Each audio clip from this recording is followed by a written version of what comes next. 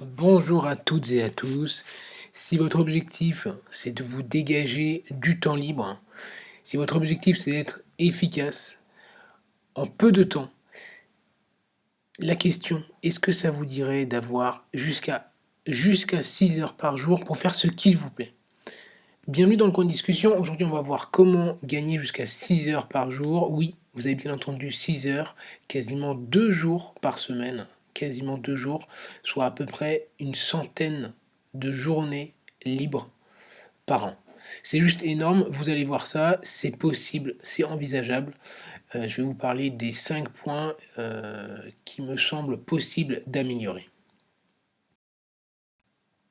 Alors, la première notion, c'est véritablement le fait d'être monotâche. Je vous explique, pour dégager du temps, il faut réfléchir le moins possible quand c'est pas nécessaire.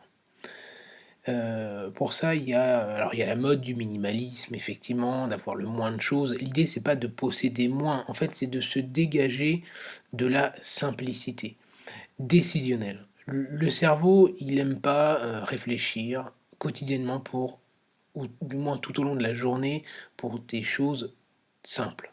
Le but, c'est d'être le plus rapide, le plus efficient dans ses décisions et de prendre le moins de temps pour ça. D'où la notion d'effectuer une seule et même tâche pour essayer de la répartir dans la semaine. On va voir avec des exemples, hein, afin de se libérer des grands moments pour faire ce qu'on a envie. Et dans l'idéal, c'est de rentabiliser les petits moments de la journée. Les petits moments, ça va de 5 à 30 minutes pour faire les choses qui prendraient peut-être plus de temps. Ça peut être un peu de ménage, un peu de vaisselle. Bref, vous l'aurez compris, l'idée c'est d'être monotâche pour gagner un maximum de temps jusqu'à 6 heures par jour. Je vais vous montrer que c'est possible avec les chiffres à l'appui. Donc la première chose qui peut vous faire gagner jusqu'à au moins 1 heure par jour, ça va être d'organiser son sommeil. Tout en étant aussi efficace. Pourquoi? J'en ai déjà parlé dans une vidéo que je vous invite à regarder, je la mettrai en description. Moins dormir, ça ne veut pas dire moins bien dormir. Il faut moins dormir peut-être pour mieux dormir. Se réveiller comme il faut, ça veut dire pas dans son cycle, mais bien en fin de cycle. Un réveil calme, qui est pas bruyant, heu, qui ne casse pas un rêve, pardon. C'est un réveil qui va nous permettre d'être en forme, donc qui va nous permettre de gagner du temps. Si on dort moins, on peut même envisager une petite sieste, ce qui veut dire que clairement, on va vraiment gagner du temps, hein. Quand je dis 1 heure, c'est minimum 1 heure. Et pour le sommeil, mais vous avez plein de vidéos encore et j'en parle dans la vidéo que j'ai faite, qui traite du sommeil. Voilà, faites des activités calmes, évitez les excitants le soir. Bref, je passe. L'important, c'est d'organiser son sommeil, ça permet de gagner jusqu'à 1 heure. Deuxième point important, préparer les pauses repas. Pourquoi? En fait, si vous préparez, par exemple, votre petit déjeuner à l'avance pour le lendemain matin, pendant un petit moment où vous avez un répit, moi ce que j'appelle les courtes pauses, quand vous savez pas quoi faire, vous êtes, en train de chercher autour de vous, ce que vous pourriez faire là dans les 5 minutes. Préparez, le petit déj par exemple, mettez à la table du petit déj, mettez à la table pour le soir, et cetera. Ça va vous faire gagner de petites minutes. Ensuite, pour la préparation de la nourriture en semaine, clairement, si vous faites un grand repas que vous dispatchez, vous pouvez faire par exemple des tupperwares, ou mettre au congélateur. Bref, en préparant de grandes quantités de nourriture, vous allez gagner vachement de temps, puisqu'au final, vous n'aurez pas 10 minutes ou 20 minutes par jour de cuisine à faire et vous allez, gagner un temps monstrueux. Pareil, un petit truc pour la vaisselle, encore une fois, hein, c'est des petites astuces à prendre, à piocher. Par exemple, faire la vaisselle une seule fois par jour, au final, ça fait gagner du temps. Parce que si on l'a fait 3 fois, ça veut dire qu'il faut, commencer à se mettre à faire la vaisselle. Ensuite, il faut s'arrêter, se sécher les mains et mise bout à bout, toutes ces minutes, en fait, ça représente une certaine quantité, donc là, jusqu'à 30 minutes par jour. Maintenant, l'environnement et comment s'habiller. Alors, chacun a ses propres goûts, mais les conseils que l'on peut entendre et que je peux vous faire partager, c'est une simplicité. Déjà de vie, Au niveau de l'organisation, vous serez toujours gagnant. Avoir des choses pratiques, fonctionnelles dans un appartement, dans une maison, parce que ça permet déjà d'une part, d'avoir les choses plus claires, de faire le tri dans les choses qui sont inutiles et ça peut faire gagner du temps pour le ménage, par exemple. Pour les habits, c'est pareil, si on est bien organisé, qu'on prépare à l'avance, encore une fois, ses habits, tout ça, ça nous permet de gagner un temps monstrueux, d'éviter un choix, de passer 4 heures le matin à se dire: «Qu'est-ce que je vais mettre aujourd'hui?» et cetera.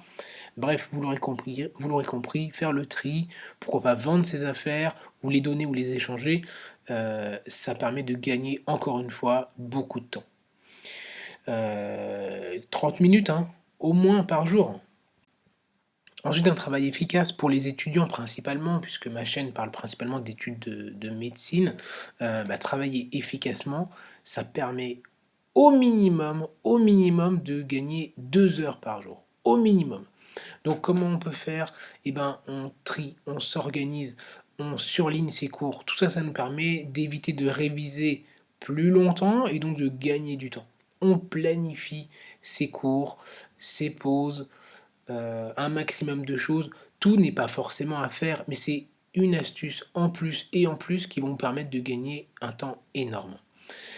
Ne cherchez pas nécessairement à trouver des moyens mémotechniques, ou des astuces pour tous les cours. Parfois, des cours qui s'avèrent relativement simples ne nécessitent pas de trouver une astuce pour bien les retenir. Certains cours, certaines leçons, certains concepts, sont relativement simples et en fait, ça va vous faire perdre du temps que de chercher un moyen de le retenir. Donc parfois, il faut savoir dire: «Non, je n'ai pas besoin de moyens mémotechniques, d'astuces pour retenir cette leçon» et vous allez voir, vous allez gagner du temps. Pareil, une seule source à la fois, puisque forcément plus vous multipliez les sources, plus vous perdez du temps. Pour l'organisation du planning, les courtes pauses entre chaque cours, globalement une session de 45 à 50 minutes, avec une pause de 10 à peu près de la durée. Donc si vous travaillez 40 minutes, voilà, 4 à 5 minutes. Si vous travaillez 2 heures, vous pouvez faire une pause de 10 minutes. Et entre des sessions de 3 à 4 heures de travail, faites une pause qui est plus longue. Ça vous permet de gagner du temps et d'être plus efficace dans l'apprentissage encore une fois. Et là, clairement, jusqu'à 2 heures par jour, au minimum. Et enfin, le dernier point, le plus important, les écrans, tous les écrans, hein. Ça peut être le téléphone portable, ça peut être l'ordinateur, la télévision, surtout la télévision. On va voir ça point par point. Donc pour le téléphone, vous vous en doutez, Facebook, Snapchat, Instagram et j'en passe et j'en passe. Combien de notifications on reçoit par jour et combien de temps ça nous fait perdre par jour? Est-ce que pour vous, pour votre bonheur, c'est véritablement indispensable? Posez-vous la question, peut-être que oui, peut-être que non. Vous pouvez économiser des dizaines de minutes, des dizaines et des dizaines de minutes par jour. Peut-être que vous pourriez même vous désabonner de certains comptes qui ne vous apportent pas véritablement votre bonheur, vos attentes en fait, et qui vont pas vers votre objectif. Posez-vous réellement la question. Ensuite, le mode avion est primordial quand on travaille. Ça nous permet d'éviter d'être cassé dans l'apprentissage. Ça va vraiment vous faire gagner de précieuses, très précieuses minutes.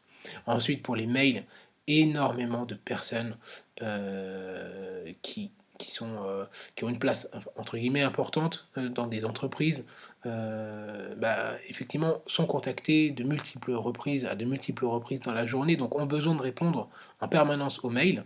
Mais est-ce que c'est votre situation? Est-ce que quand on est étudiant, on a besoin de regarder tous ces mails en permanence? Pas forcément.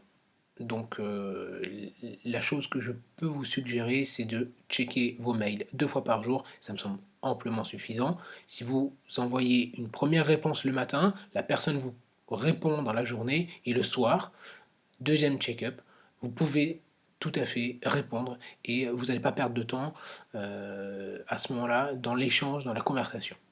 Ensuite, les listes de diffusion, très très important. Combien de mails combien de mails on reçoit de pubs qui vous proposent 10 euros offerts pour 200 euros d'achat. Je pense pas que ce soit une très bonne affaire, d'une part. Ensuite, ça va vous faire perdre du temps. Donc, en bas du mail, cliquez sur désabonner. Désabonnez-vous aux choses qui vous servent à rien. Faites le tri. N'oubliez pas un monotâche, c'est ce qui fonctionne. Et enfin, le plus important peut-être, ce qui va vraiment vous dégager un temps monstrueux, la télévision. Est-ce que vous avez besoin de la télé pour vous détendre? Est-ce que vous avez besoin de regarder cette émission, cette série télé qui va vous détendre? Si oui, faites-le. C'est important pour vous, faites-le. Mais est-ce que c'est véritablement important pour vous de regarder le journal télévisé? Euh, la question peut véritablement se poser, puisque de toute manière, si vous travaillez dans un milieu professionnel où vous avez effectivement beaucoup de personnes, ce qui est par exemple mon cas, on parle de toute manière des dernières informations.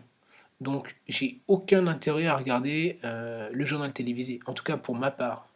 Donc posez-vous véritablement la question. Est-ce que ça vous apporte quelque chose? Est-ce que ça va vers votre objectif? Voilà,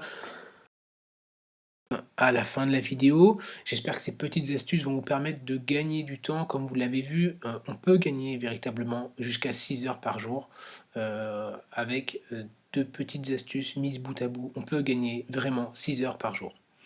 Bref, si la vidéo vous a plu, n'hésitez pas à vous abonner, à cliquer sur la cloche des notifications pour ne pas rater les prochaines vidéos, à lâcher un pouce bleu, à partager aux autres personnes de votre entourage, à vos amis.